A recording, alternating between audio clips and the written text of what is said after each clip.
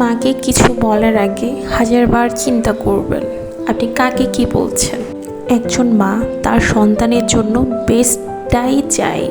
সন্তানকে নিজের মায়ের থেকে বেশি কেউ ভালোবাসে না। আর যদি সে বোঝায় সে মায়ের থেকে বেশি তাকে ভালোবাসে, তাহলে সেটা অভিনয় ছাড়া আর কিছুই নয়। জ্ঞান দেওয়া বন্ধ করেন। আপনি যেমন সন্তানের মা, ঠিক তেমনি আমিও একটা সন্তানের মা। আমার সন্তানকে আমার থেকে বেশি কেউ ভালোবাসবে না। কোনো মায়ের খুঁত ধরার আগে একটু চিন্তা করবেন, আপনিও তো একজন মা। আপনার বাচ্চা মোটা কেন, আপনার বাচ্চা শুকনো কেন, কিছু কি খেতে দেন না? না ভাইয়া, কিছুই খেতে দিই না। আপনি এসে দিয়ে যান না।